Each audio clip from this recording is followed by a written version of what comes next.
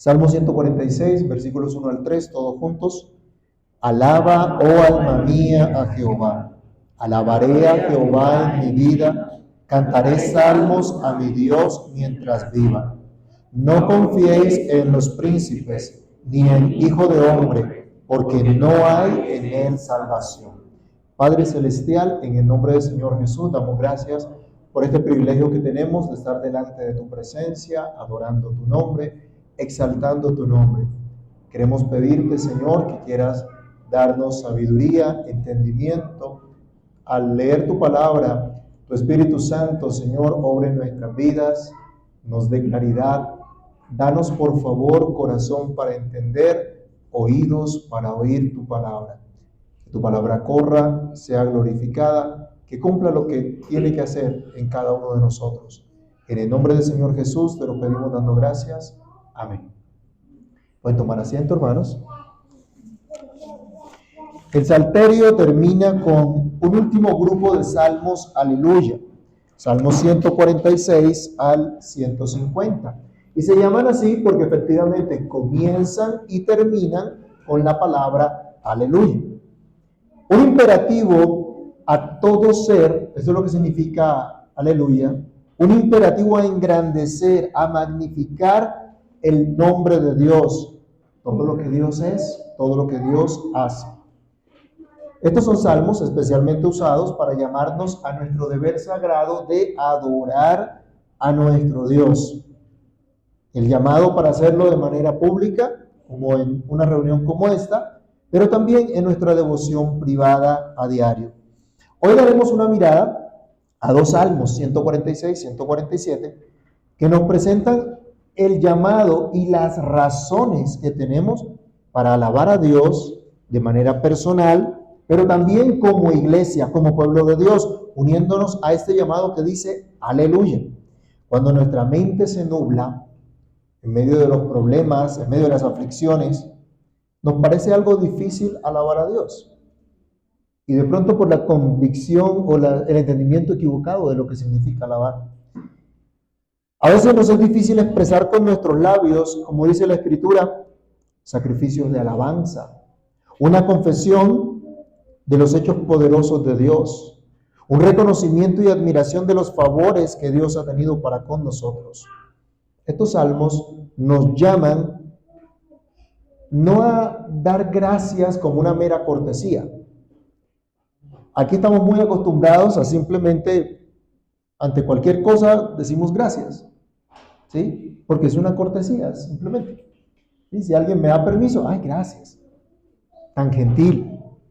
Pero de esto no se trata el alabar a Dios, de esto no se trata lo que nos dicen los salmos, sino que nos lleva a reflexionar un poco más en el deber que tenemos de reconocer, pero también de dar a conocer lo que Dios ha hecho, admirando esa bondadosa interposición de Dios a favor de su pueblo.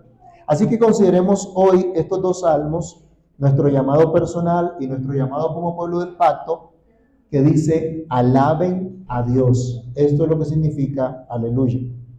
Alaba al Señor, alma mía, es como comienza el Salmo 146, y es el llamado personal a alabar a Dios. Una y otra vez en el libro de los Salmos hemos encontrado expresiones similares en las que el poeta se habla a sí mismo y se llama la atención a sí mismo acerca del deber que tiene de alabar a Dios.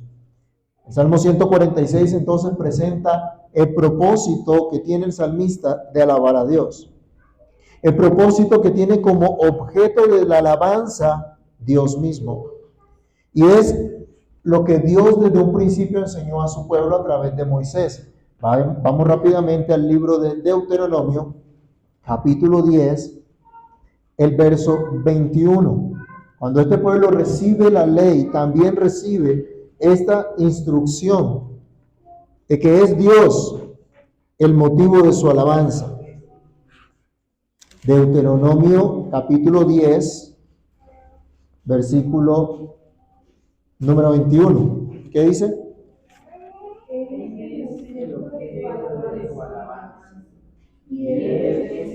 Dios, que ha hecho contigo estas cosas grandes y terribles que tus ojos han visto.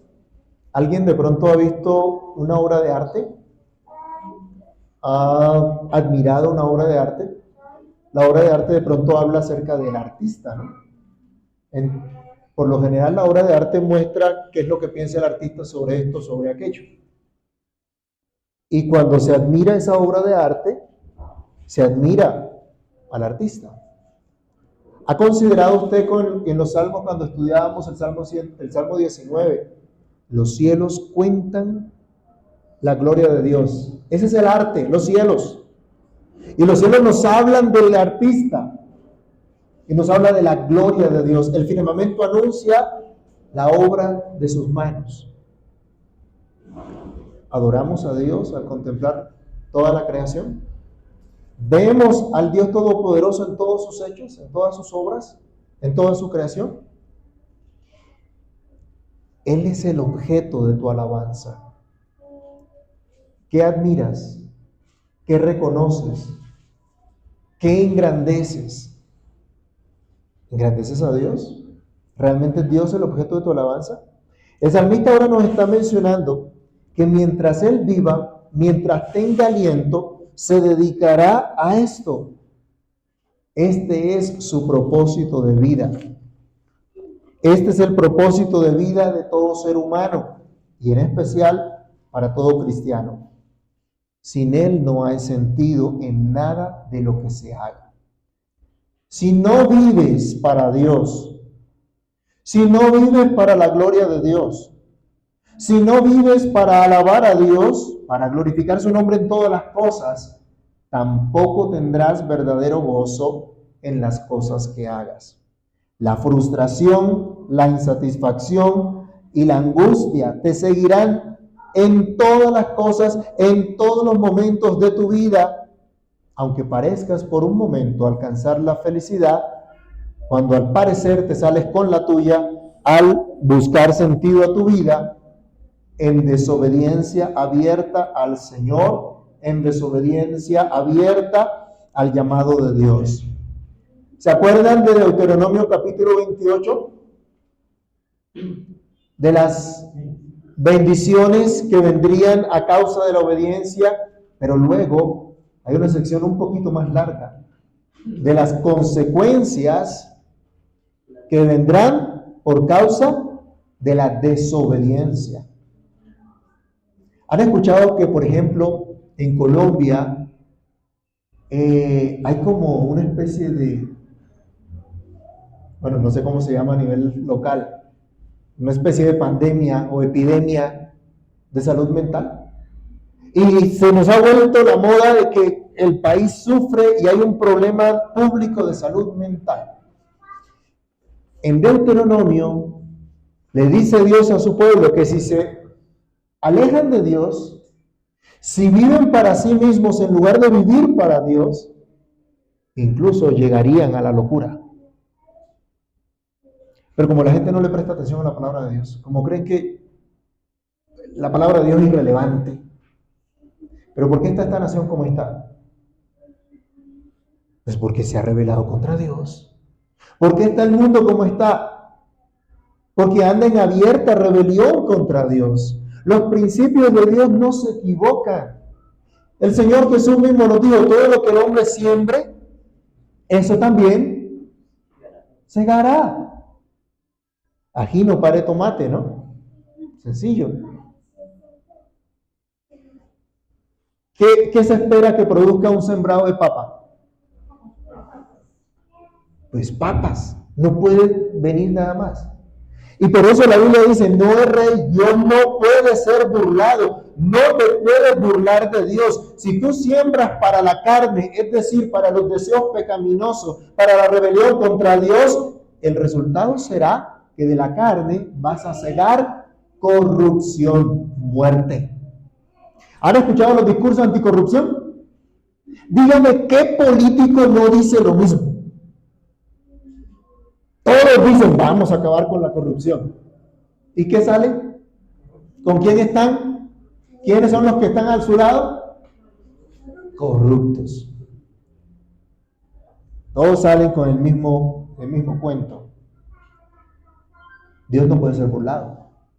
Lo que siembres, eso vas a cosechar. Pero dice, el que siembra para el Espíritu, es decir, aquel que siembra para las cosas de Dios, para vivir conforme a la palabra de Dios, los que tienen en cuenta la palabra de Dios, de resultado que van a tener, vida eterna. Es lo que Dios determina. Así que no piensen que Deuteronomio 28 aplica única y exclusivamente para el pueblo de Israel, porque la ley de Dios es para todo el mundo.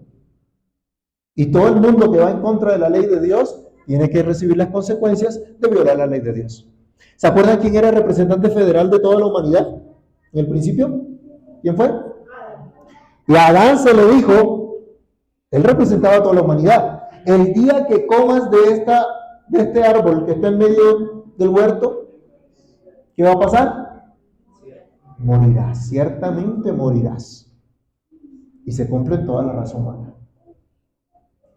Esto no lo podemos nosotros obviar. Deuteronomio 28 entonces describe las bendiciones que siguen a la obediencia, las consecuencias de vivir en impenitencia, las consecuencias de la rebeldía a la ley de Dios. Así que, en el contexto de nuestro salmo, alabar a Dios por lo que Él es, alabar a Dios por lo que Él hace, implica reconocerlo como Dios y como Rey en nuestra vida. Algunos quieren a Jesucristo como el Salvador de sus pecados para no ir al infierno. Y mucha gente dice, sí, Jesucristo es mi Salvador y Jesucristo me salva del pecado y por eso sé que voy al cielo. Pero no muchos quieren a Jesucristo como el Señor de sus vidas. El Señor que les enseña cómo deben vivir para su gloria ahora que han sido libertados del pecado, ahora que han sido librados del infierno. Algunos quieren los beneficios de Cristo, pero depositan su confianza y dedican sus fuerzas a lo que es vano, a lo que no es eterno, a lo que los distrae de su llamado de alabar a Dios. Pero el salmista advierte también, no confíen en príncipes. Él dice, mi propósito de vida es alabar a Dios, pero esta alabanza a Dios está relacionada con la confianza en Él, en contraste con la confianza en el hombre. Dice, no confíes en príncipe, versículo número 4 del Salmo 146. Desde el 3, no confiéis en los príncipes ni en hijo de hombre, porque no hay en él salvación, pues sale su aliento y vuelve a la tierra. En ese mismo día perecen sus pensamientos. Y esto nos hace recordar lo que Dios hablaba por medio del profeta Jeremías. Vayamos también a Jeremías capítulo 17, versículos 5 al 8. Alguien que me ayude con la lectura fuerte. Jeremías 17, del 5 al 8. Así ha dicho Jehová, maldito el varón que confía en el hombre, impone carne por su brazo y su corazón se aparta de Jehová. Será como la retama en el desierto y no verá cómo viene el bien, sino que morará en los sequedales, en el desierto, en tierra despoblada y deshabitada. ¿Cuál es la consecuencia de confiar en el hombre en lugar de confiar en Dios? Ahí dice que es maldición, ¿no? Hay maldición, hay sequedad, hay desolamiento o desolación. ¿Por qué? Porque se está reemplazando a Dios, porque se está colocando la mirada en una persona en lugar de ponerla en Dios. El salmista insiste entonces en que incluso el hombre más poderoso de la tierra no es más que eso, un mero hombre. ¿Quién es Trump?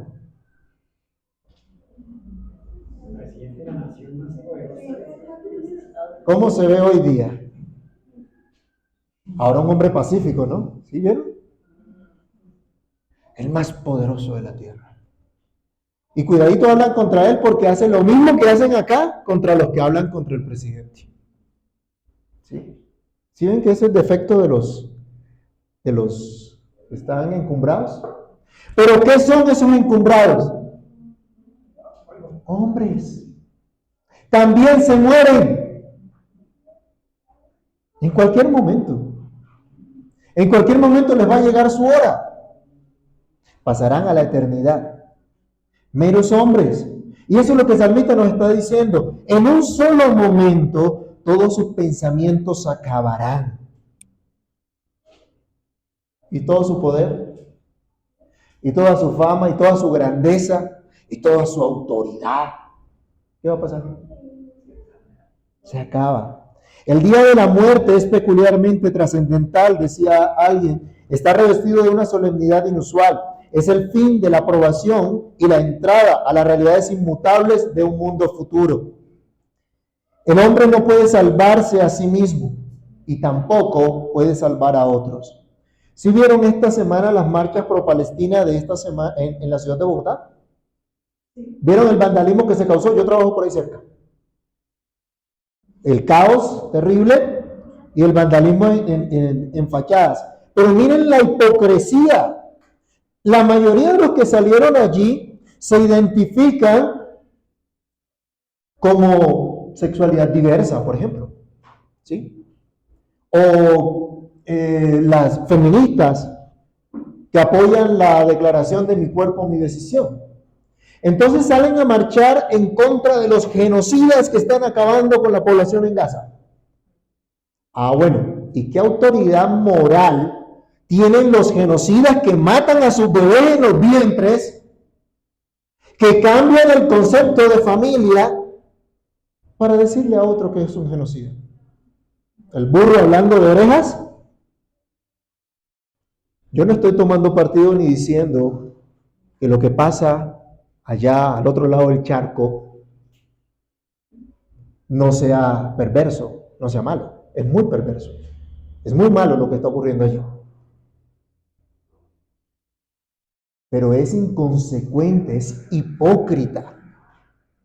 Que teniendo nosotros también en Palestina, Huila, una masacre, ni el gobierno ni esta gente hagan marchas pidiendo que se respete la vida en esta nación también. Entonces, ¿qué? ¿Unas vidas valen más que otras? Protestamos por unos, pero por los otros no. ¿En qué estamos? ¿Cuál es el discurso? Miren la hipocresía, hermanos. A eso es que quiero que apuntemos, que vayamos. El hombre no puede salvarse a sí mismo. Y entonces se va a formar un ejército para ir a liberar a Palestina, ¿cierto? Bueno, deberían irse varios ¿cómo es? A ir y luchar. Eso está bien, que vayan, que luchen. Pero son gente que a lo malo llaman bueno y a lo bueno llaman malo. La extorsión, el robo, el asesinato son el pan diario de la nación. Pero ahí sí, calladitos, ¿no? Allí no hay arengas, no hay plantones, no hay marchas, no hay disturbios. Y las bodegas de las redes sociales ya no dicen, nos están matando. Y aún señalan a otros de ser de doble moral, como hace su propio jefe. Y por lo cual hay muchos incluso decepcionados, porque pensaban que ahora sí había venido el cambio y como que no, como que se demora otro poquito. El hombre no puede salvar. Ahorita empiezan elecciones, ¿y cuántos se presentan como salvadores? ¿Y cuántos se presentan como la respuesta a las necesidades que tiene la nación, al cambio que necesita la nación? Mentirosos. Porque la respuesta a lo que afecta a la nación es Jesucristo. La respuesta real para que haya un verdadero cambio en esta nación se llama arrepentimiento y fe en Jesucristo. Sin esto no hay cambio, sin esto no hay nada. Por eso ustedes y yo tenemos que discipular a esta nación. Si ustedes y yo queremos un cambio en esta nación, no podemos pretender que cualquier político de los que hay hoy día, que cualquiera de los candidatos que se presentan como la solución al desastre que hay en esta nación, son los que van a traer algún cambio. Olvídense, eso no va a pasar. Hablaremos en 2 años. Y de pronto estaremos diciendo, se los dije. eso no va a pasar. Arrepentimiento y fe. Es lo único que puede cambiar realmente la nación. La Escritura nos dice, no podemos desviarnos ni a derecha ni a izquierda, sino escuchar la instrucción del Señor que nos dice, este es el camino que debes andar. Y como dice el salmista acá, el camino de la alabanza a Dios, es decir, el camino de la confianza en Dios. Confía en Dios porque Él es tu ayudador, porque Él es tu esperanza. Versículo número 5 al 9 del Salmo 146. Miren lo que dice esto. Bienaventurado aquel cuyo ayudador es el Dios de Jacob, cuya esperanza está en Jehová su Dios, el cual hizo los cielos y la tierra, el mar y todo lo que en ellos hay, que guarda verdad para siempre, que hace justicia a los agraviados, que da pan a los hambrientos. Jehová liberta a los cautivos, Jehová abre los ojos a los ciegos, Jehová levanta a los caídos, Jehová ama a los justos, Jehová guarda a los extranjeros, al huérfano y a la viuda sostiene, y el camino de los impíos trastorna. Pero también, adelantémonos un poquito, Salmo 147, versículos 10 y 11. No se deleita en la fuerza del caballo, ni se complace en la agilidad del hombre. Se complace Jehová, ¿en qué? En los que le temen y en los que esperan en su misericordia. Dios se complace en aquellos que confían solamente en Él.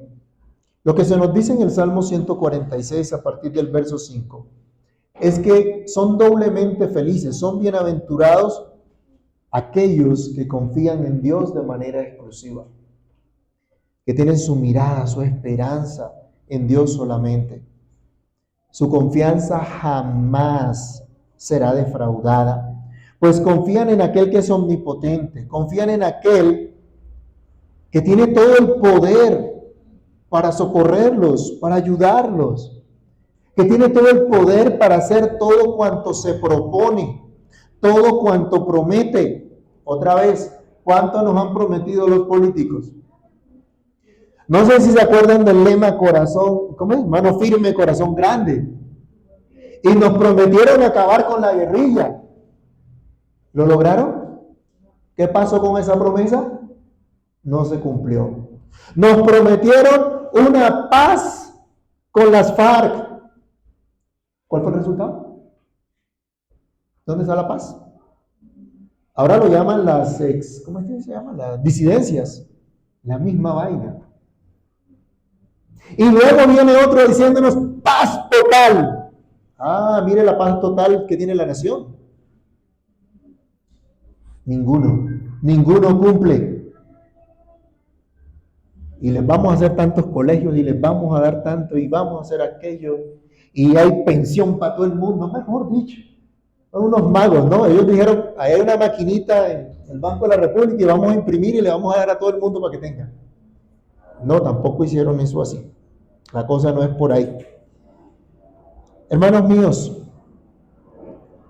es en vano confiar en el hombre, pero se nos dice, confía en aquel que sí tiene el poder de cumplir lo que promete.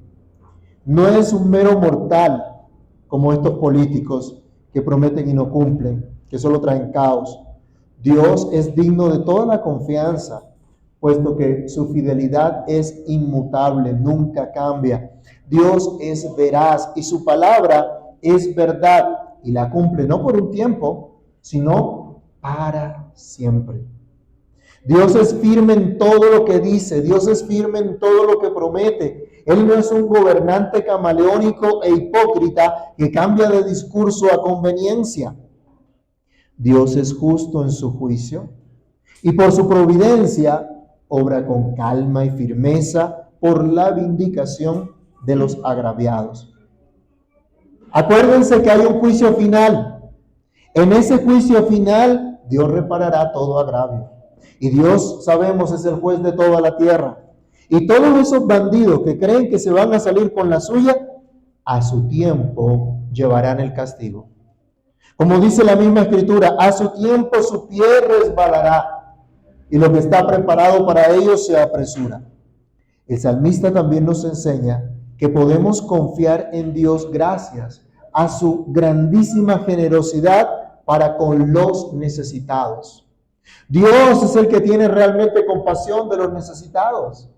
Muchas fundaciones que dicen atender a los necesitados y cuidar de los necesitados solo ven un negocio, una renta para obtener de los necesitados. Y los políticos, estos perversos, se aprovechan de los necesitados y quieren mantener más y más gente necesitada para que dependan de ellos.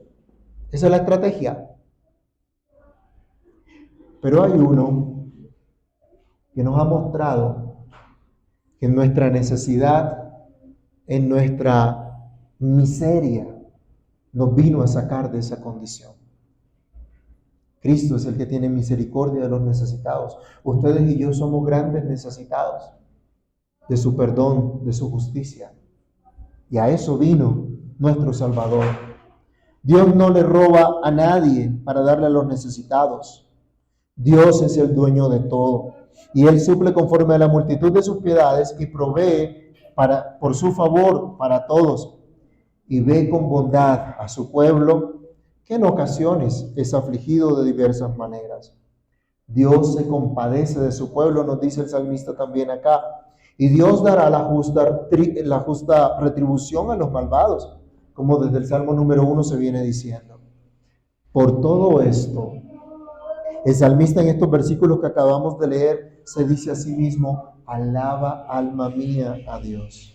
No confíes en príncipe, confía solamente en Dios, porque Él es fiel a su pacto para siempre. Confía en el Dios y Rey, cuyo reinado es para siempre. Ante esta certeza de la confianza en Dios, ante esta certeza del reinado sempiterno de Dios, el Salmo 146 termina prorrumpiendo en un gran aleluya. Comienza y termina con esta palabra, con esta composición que dice: alaben a Dios. Amado hermano, por la seguridad que ahora tienes tú en Cristo, también hoy tú puedes alabar a Dios, tú puedes unirte al llamado para que otros también alaben al Señor y digan aleluya. En segundo lugar, tomando en cuenta el Salmo 146, se nos manda: alaba al Señor, oh iglesia. Alaba al Señor, oh iglesia. Todo el Salmo es una evidencia de un himno destinado a el servicio en el santuario, y se celebra en manera especial el gobierno de Dios, el gobierno del Todopoderoso, del misericordioso Dios, que ha mostrado su favor a su pueblo y sobre todo el mundo natural. Aquí se combina todas estas cosas con esa conmemoración especial de la bondad de Dios al rescatar a su pueblo del cautiverio y reconstruir los muros de Jerusalén. Esto lo pueden ver en Nehemías capítulo 12, el verso 27 y siguientes. Acuérdense que cuando el pueblo regresa del exilio, ¿cómo encuentran la ciudad de Jerusalén? ¿Cómo encuentran las murallas? Todo estaba destruido. Pasaron 70 años, regresaron, qué alegría. Pero encontraron todo devastado. Y tenían ellos que trabajar fuerte. Y ante el trabajo que empezaron a hacer, se animaron a reconstruir los muros. Pero ¿qué pasó? ¿Qué nos dice el libro de Nehemías? Los enemigos se levantaron enseguida y quisieron estorbar ese crecimiento. Quisieron estorbar esa labor para que ellos no continuaran. Pero Dios los defendió, les dio la fuerza y terminaron la labor. Y se alegraron. Y entonces comienzan a dedicar estos muros. Es probable que el Salmo 147, así como el 146, tenga origen en esta época también. Aquí se enfatiza entonces el imperativo desde el principio: alaben al Dios del pacto. Comienza también con la palabra aleluya. Alaben al Dios del pacto, y se utilizan palabras similares a lo que vimos en el Salmo 141.1, pero veamos también Salmo 92.1, que nos dice: Bueno es alabarte, oh Jehová, y cantar salmos a tu nombre, oh Altísimo. Y el 135, verso 3.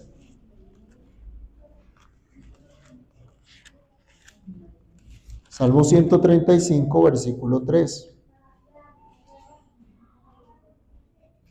Alabad a Jehová, porque Él es bueno. Cantad salmos a su nombre, porque Él es benigno.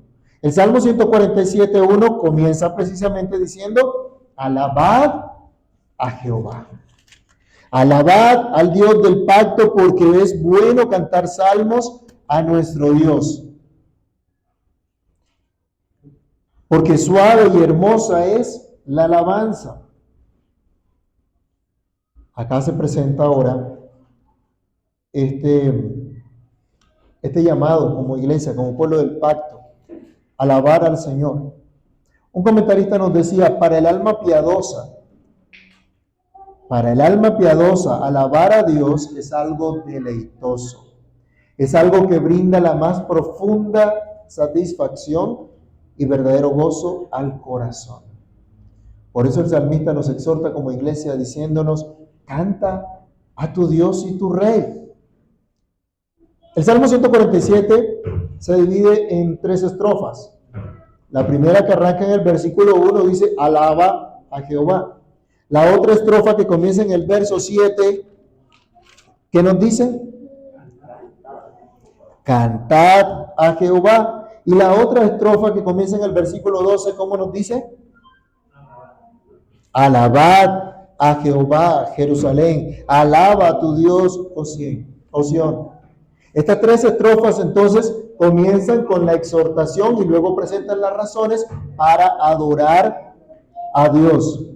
Adorar a aquel gran rey que es bondadoso, aquel gran rey que es misericordioso con su pueblo que es vasallo de este gran rey. Cada estrofa entonces, como les digo, tiene llamado a adorar a Dios, presenta las razones para adorar a Dios. Y se nos llama la atención para dar una respuesta adecuada a las múltiples disposiciones que hemos recibido de la mano de Dios.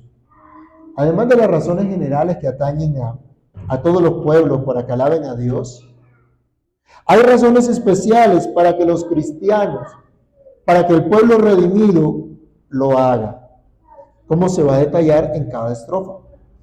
Hemos aprendido en el libro de los Salmos que todas las naciones deben alabar a Dios y que esto está en armonía con el mandamiento de nuestro Señor Jesucristo de discipular a todas las naciones. Pero es en especial la iglesia, el pueblo redimido por Dios, los que están en esa relación de pacto con Dios, aquellos que reconocen que Jesucristo es su Salvador y su Señor, esto es su Rey, su Juez, su Legislador Supremo. Es para la iglesia este llamado en especial a expresar su admiración real, su reconocimiento maravillado de lo que Dios es y lo que Dios hace. Mis hermanos, somos nosotros los llamados a testificar al mundo las virtudes de aquel que nos llamó de las tinieblas a su luz admirable. ¿Cómo? Nuestros matrimonios deben estar empeñados en mostrar a los no creyentes lo que realmente es y debe ser un matrimonio conforme al diseño de Dios. ¿Usted ha visto lo que el mundo hoy llama matrimonio? ¿Usted ha visto cómo la gente lleva sus matrimonios? ¿Usted ha visto, por ejemplo, que la pareja se junta sin compromiso alguno? Si nos va bien, nos casamos. O sea, ahí vemos si acaso nos casamos. Y si nos va mal, pues cada quien coge para su casa y no ha pasado nada. No hay problema. Eso es un matrimonio. Eso es lo que Dios dice. O se forma un matrimonio y entonces terminamos diciendo, es que somos incompatibles. Tenemos caracteres incompatibles. ¿Y por qué no vieron eso antes de que eran incompatibles?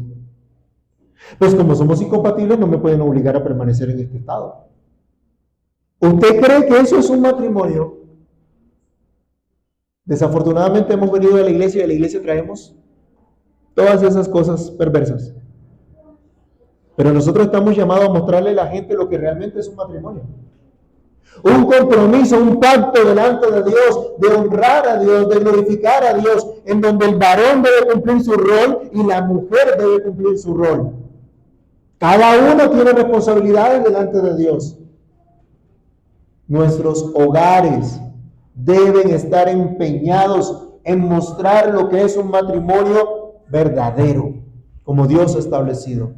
El hombre tiene que mostrar a Cristo a su esposa. Y la esposa tiene que aprender. ¿Qué nos dice Efesios también?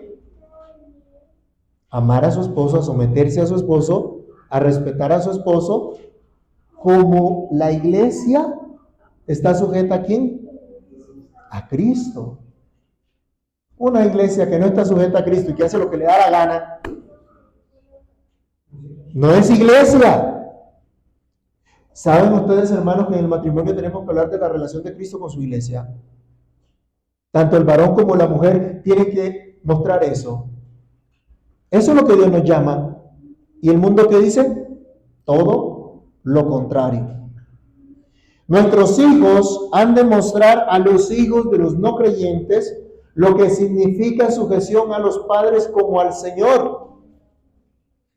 Pero los hijos que hacen lo que les da la gana, que son incorregibles, que no se les puede decir nada porque se ofenden, y donde los papás no pueden, sino, ay, mijito, ¿qué quiere? ¿Dónde lo pongo? ¿Han visto a los muchachos haciendo pataletas, a los chiquiticos haciéndole pataletas, porque el papá, porque la mamá no le compró esto o aquello? Así son los hijos de los creyentes. Bueno, aquí no pasa eso, ¿cierto? No, aquí no pasa eso, gracias a Dios. Hermanos, no puede ser así. Nuestros hijos tienen que aprender disciplina en el Señor. Tienen que aprender contentamiento. Y tienen que aprender a asumir responsabilidades también. Pero los hijos que en la casa no hacen nada, que son unos bagazos que no sirven para nada, eso es lo que nosotros como iglesia tenemos que mostrar. Tenemos que enseñar. No, ese no es el deber ser. Si nosotros queremos glorificar al Señor en todas las áreas de nuestra vida, en nuestro hogar tiene que verse. Nuestros trabajos y oficios deben mostrar al mundo que servimos a Dios y no al ojo. En este mundo la gente está comerciando con trampas y va y ofrece un producto que la garantía, como dice un amigo jocosamente, es de media cuadra. Eso no sirve para nada, malísimo. Muy mala calidad, pero pues como ahora competimos es por precio, ¿cierto? Y no por servicio. ¿Será que como creyentes deberíamos comerciar de esa manera? No, tenemos un llamado distinto. Así como nuestra liturgia también, hermanos, nuestro culto debe mostrar que aquellos que nos vean, que aquellos que nos visitan, deben ver que adoramos al Dios vivo y verdadero en espíritu y en verdad. Que no buscamos agradarnos a nosotros mismos. Por eso aquí no armamos un show. Por eso aquí no tenemos luces, cámaras de humo, ni ninguna de esas cosas. La vez que estuvimos en un salón que tenía eso, tampoco lo usamos, ¿no? ¿Se acuerdan? Porque eso no hace parte de nuestra liturgia. Porque no buscamos llamarle la atención al adorador. Buscamos adorar al Dios que debe ser adorado, al Dios vivo y verdadero. Eso es lo que buscamos. No cantamos para que la gente se sienta contenta con un ritmito pegajoso, así que lo ponga a bailar o que lo ponga sentimental, a llorar. No, sino que cada uno con entendimiento, con pleno uso de sus facultades mentales y con un corazón dispuesto, reconozca las obras de Dios, lo que Dios es, lo que Dios hace. El salmista entonces nos recuerda como pueblo de Dios algunas razones excelentes que tenemos para alabarle, para pedir que todos se unan a este llamado y digan aleluya. Se nos dice, alaba al Señor, oh iglesia, porque Él es el que te cuida, Él es el que te bendice. Iglesia, Es Dios, es solamente Dios el único que te cuida y te bendice. ¿Se acuerdan por allá en el 2020 que nos decían, Bogotá te cuida? Y nos cuidaba tanto que nos encerró. Y todos nosotros, sí, Bogotá nos cuida, Bogotá nos cuida. Y asustados, ¿no? Encerrados. Bueno, había uno que otro que sabía que eso no era tan así y sí se la pasaban de callejero. Y la gente los decía, uy, cuidado, nos va a traer el virus a la casa y bueno, y toda esa cantidad de cosas. Hermanos míos, no es el gobierno de turno, no es el poderoso encumbrado con armas o ejércitos o influencia. Esto debe recordarlo, esa iglesia nominal que busca ayuda de impíos, que busca sociedad con gobiernos perversos para obtener algún provecho. Recordemos que nuestro socorro viene ¿de quién? De Jehová, que hizo los cielos y la tierra. Otra vez, Salmo 146, versículos 6 y 7. ¿Qué nos dice que hace Dios? Dios es el que hizo los cielos y la tierra, el mar y todo lo que en ellos hay, que guarda verdad para siempre, que hace justicia a los agraviados, que da pan a los hambrientos. Jehová liberta a los cautivos. Pero también 147, ahora leamos del 2 al 6. Salmo 147 del 2 al 6. Jehová edifica a Jerusalén. A los desterrados de Israel recogerá. Él sana a los quebrantados de corazón y venda sus heridas. Él cuenta el número de las estrellas. A todas ellas llama por sus nombres. Grande es el Señor nuestro y de mucho poder, y su entendimiento es infinito. Jehová exalta a los humildes y humilla a los impíos hasta la tierra.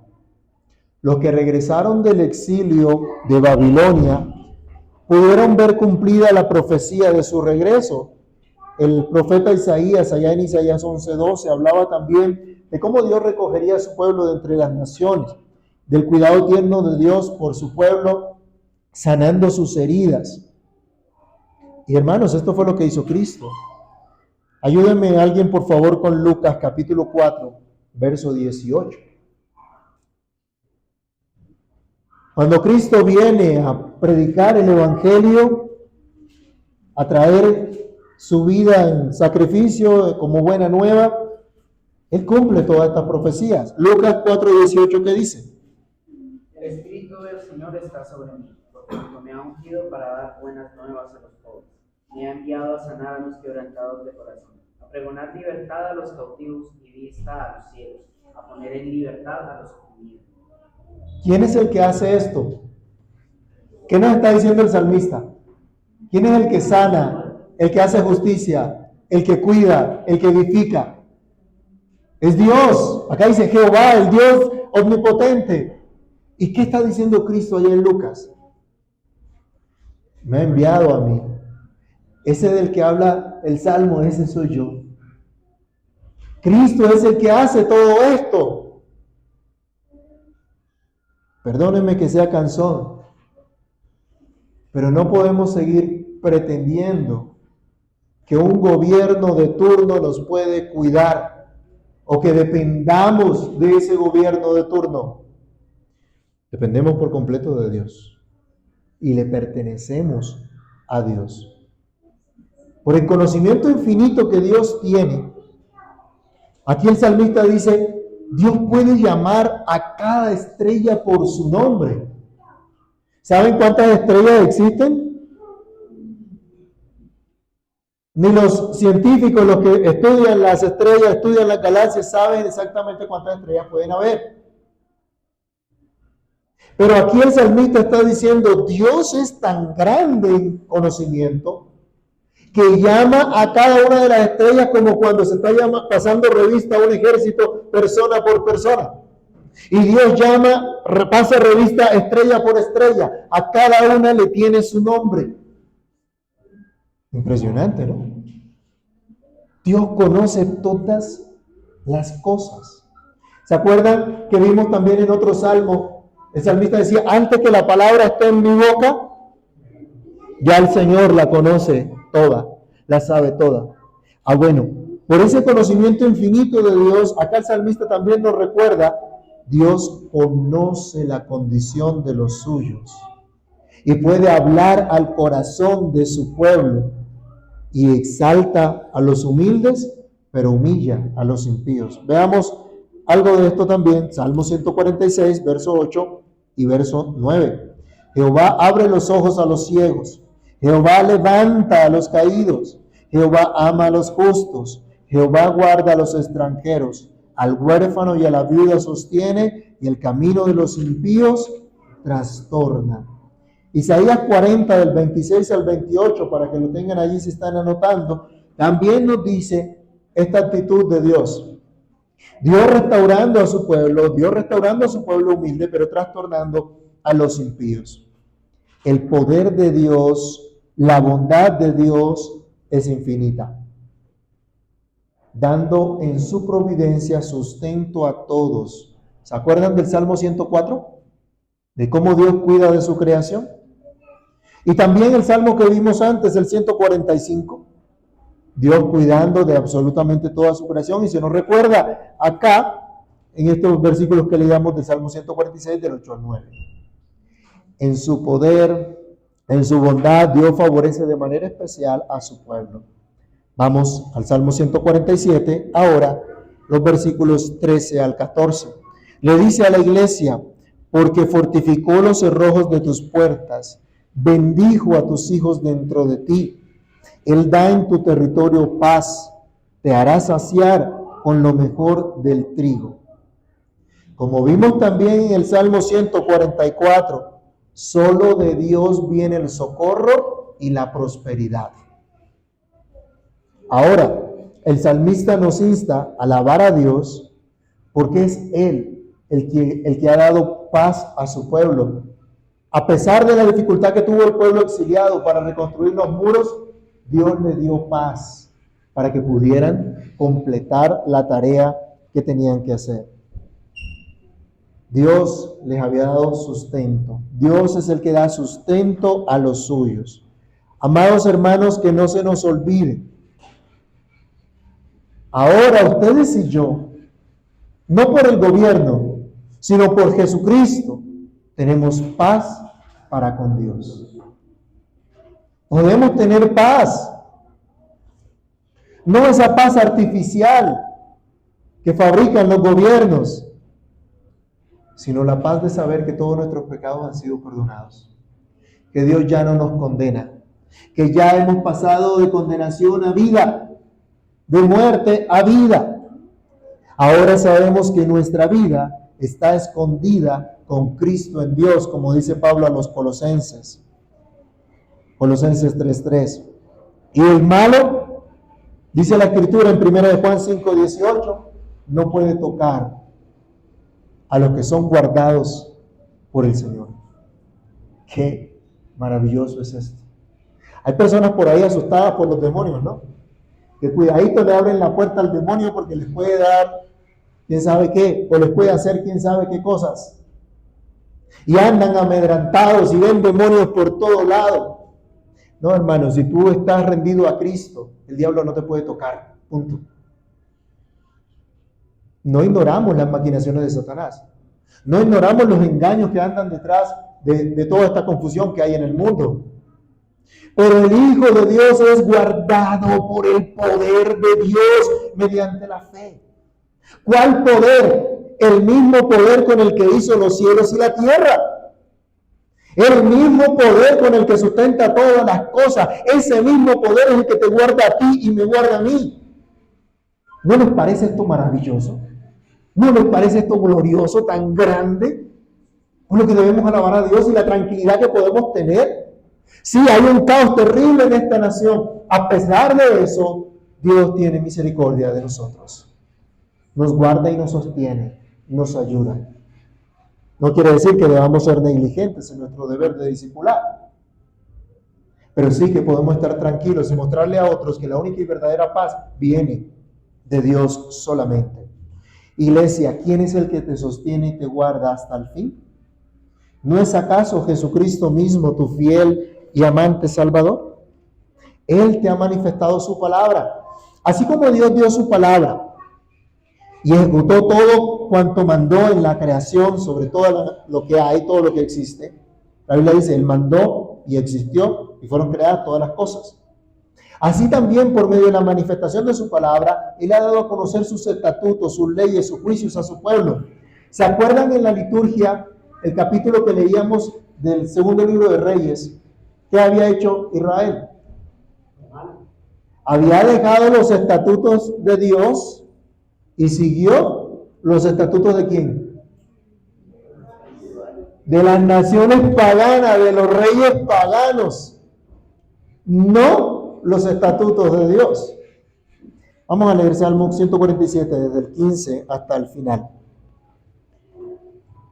Él envía su palabra a la tierra, velozmente corre su palabra, da la nieve como la lana y derrama la escarcha como ceniza, echa un hielo como pedazos, ante su frío ¿quién resistirá? Enviará su palabra y los derretirá, soplará su viento y fluirán las aguas. Ha manifestado sus palabras a Jacob, sus estatutos y sus juicios a Israel. No ha hecho así con ninguna otra de las naciones. Y en cuanto a sus juicios, no los conocieron. ¿Y cómo termina? Aleluya. El salmista está diciendo la nieve, la escarcha, así como las nubes, obedecen a la palabra de Dios. Él es el que pone las nubes. Deberíamos dejar de quejarnos cuando vemos como nublada la ciudad, ¿no? ¿Quién las puso? Y cuando llueve, ¡ay, qué fastidio con esta lluvia! Hermanos, dependemos del Señor por completo en todas las cosas. Así como la nieve, la escarcha, las nubes obedecen a la palabra de Dios, se nos está diciendo en este salmo, todas estas cosas en la naturaleza están bajo el control de Dios. Qué Dios tan grande, ¿no? ¿Puede usted controlar el clima? Por ahí han intentado hacer unas cosas que no han salido del todo bien. Pero no podemos controlar el clima. Podemos tomar algunas precauciones de pronto, algunas medidas, pero no podemos controlar. ¿Sí? No podemos controlarlo. Demos gracias a Dios en esta ciudad de clima frío, cuando tenemos un día soleado en el que calentamos los huesitos, ¿no?